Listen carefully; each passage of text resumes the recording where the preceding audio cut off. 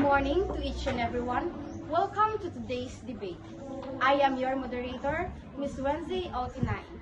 Today, we're talking about a continuous issues that raises ethical, moral, and legal dilemmas. Euthanasia is an act of intentionally ending a life to relieve from suffering. As an aspiring future educator, I observe the pros and cons of euthanasia. Our debaters will present their arguments for and against the legalization of euthanasia. Let me introduce our debaters, starting off from the affirmative side, Mr. Ugnay. He will state his arguments and evidences on the legalization of euthanasia. And from the opponent side, Ms. Fabian, she will state her evidences and statements against the legalization of euthanasia. Now, let us start from the opening statement. Good morning, everyone. I believe that euthanasia should be legalized to provide individuals with autonomy to choose a peaceful and dignified end to their suffering. Legalizing euthanasia can offer a compassionate option for those facing terminal illness or unbearable pain. We advocate for the right of individuals to have control over their own bodies and decisions, especially in the face of events of suffering. Thank you, Mr. Ugnay, for your opening statement that euthanasia or mercy killing should be legalized. Because based on your statements, you are trying to convince that life is not worth living if it experiences too much suffering. Good morning, everyone. Good morning. Good morning. I firmly believe that euthanasia should not be legalized because according to this definition, we see that this is a form of a murder because it advocates one or more human beings deciding when another human being should die. And then assisting them in that process. Although, on that surface, this type of death may seem better than when someone is suffering, there are grave consequences as man takes the position of God when it comes to dealing with life and death. Thank you, Ms. Fabian, for your clear arguments and statements against the legalization of euthanasia. So what you are trying to say is euthanasia is not a solution for a person to relieve from any suffering or disease because no one has the right to kill someone's life.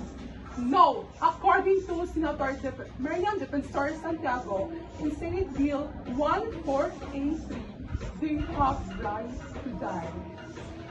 They have right to die of the patient to decide his or her own healthcare by using a directive in a terminal or a permanent unconscious condition to withhold life-sustaining treatment.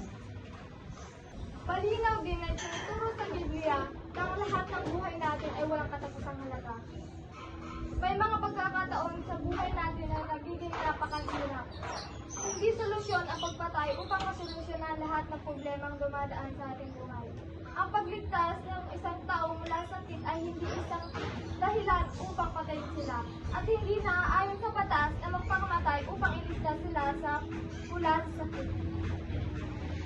Okay, thank you for your opening statement. Now let us move on to the rebuttal case.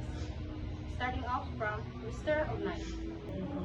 We understand the concern raised by opposition regarding the potential for abuse, corruption in legalizing euthanasia.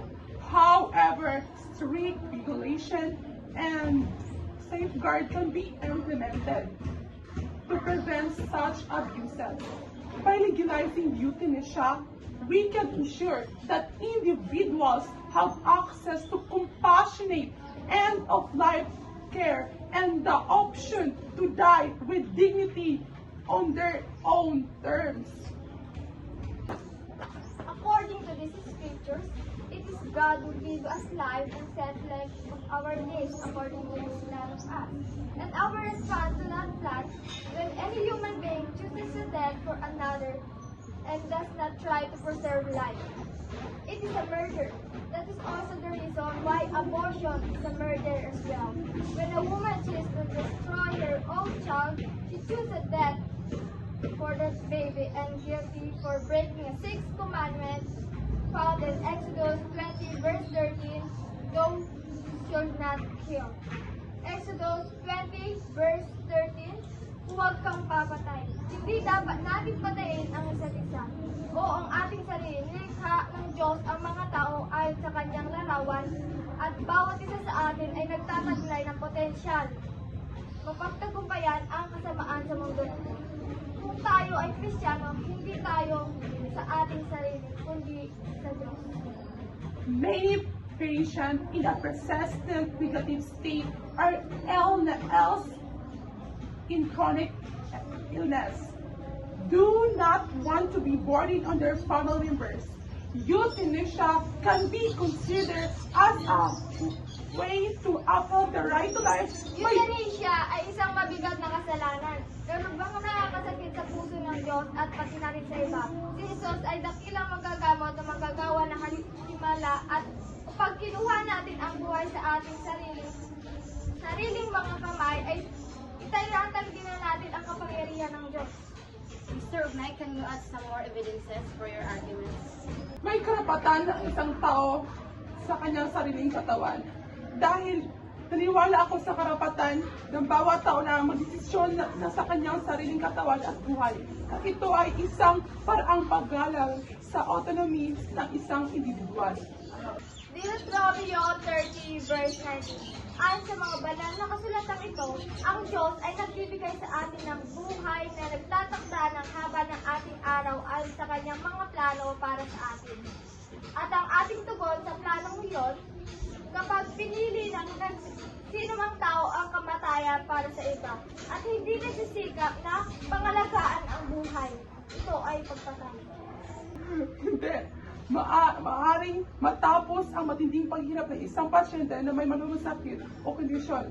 Ito ay isang paraan ng pagbibigay ng kaginhawa nila o pagpapahinga sa pasyente. Ang euthanasia ay mabigat na kasalanan na lubhang nakakasakit sa puso ng Diyos, pati na rin sa iba. Si Jesus ang dakilang magagamot at maggagawa ng himala, at kapag ginuha natin ang mga bagay sa ating mga sariling mga kamay, ay tinatanggi natin ang kapangyarihan ng Diyos. When anyone considered mercy killing, they are directly denying the power of life that God has put so strongly into His creation. Everywhere we look, we see life growing even in the most hostile environment.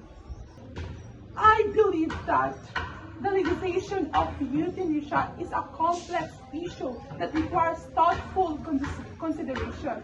By legalizing euthanasia, we can uphold the principles of autonomy and compassion for individuals facing unbearable suffering. We urge you to support the legalization of euthanasia as humane and dignified end-of-life option. All true Christians would agree that life is the most precious gift that human beings have been given. This stands to be alive on this earth and play a part in the grand scheme of God's external plan is a privilege indeed. The Bible clearly teaches that all life is of infinite value, regardless of its duration or quality, because all human beings are made in the image of God.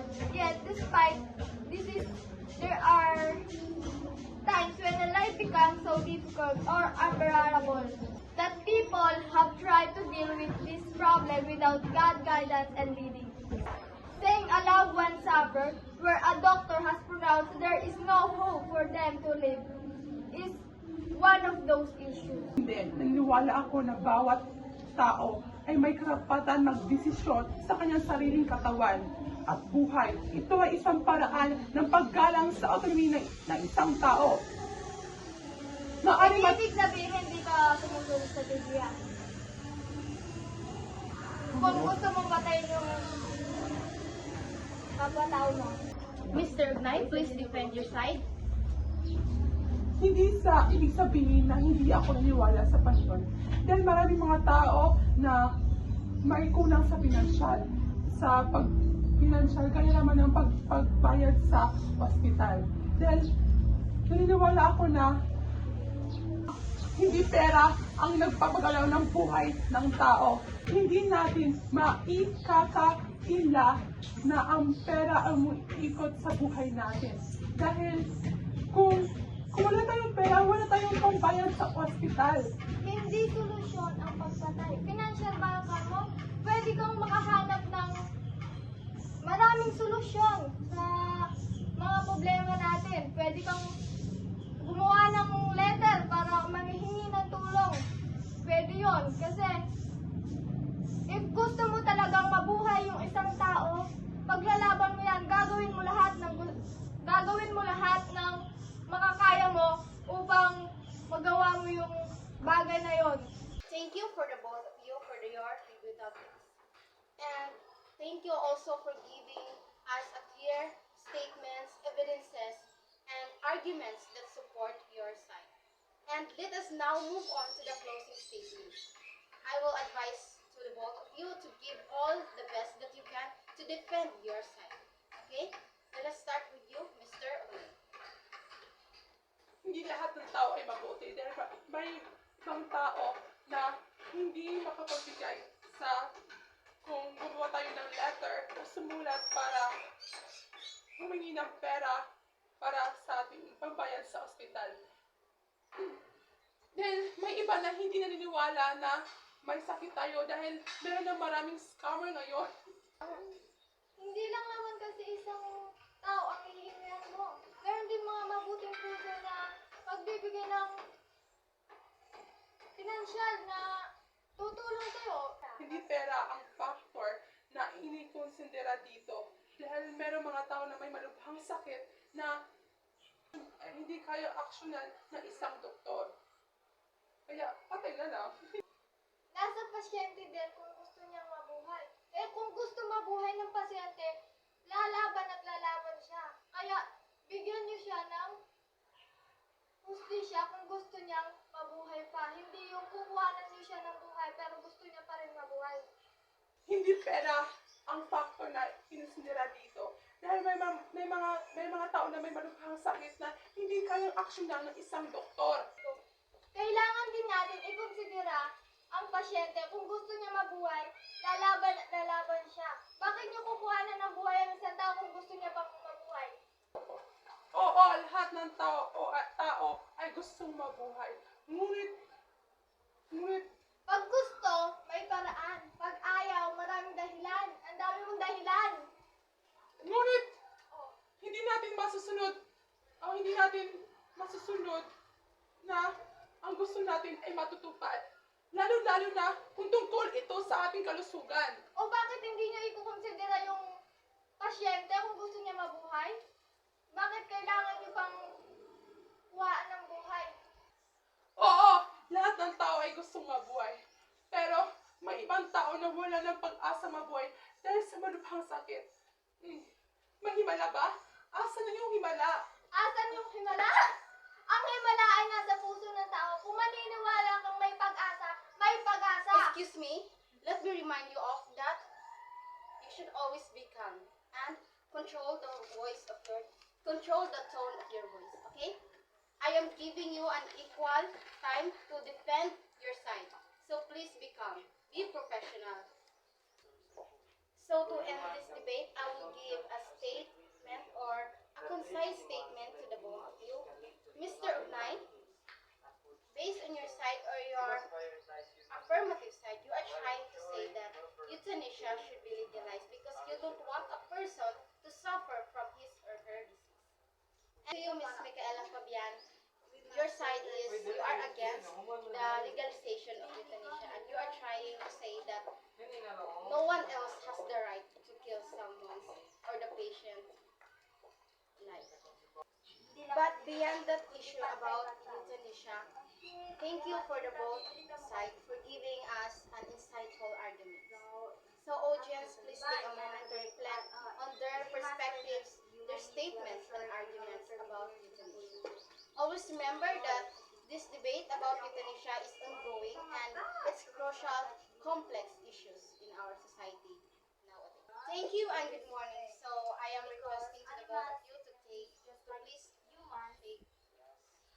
Have the capacity to feel the pain by giving Euthanasia!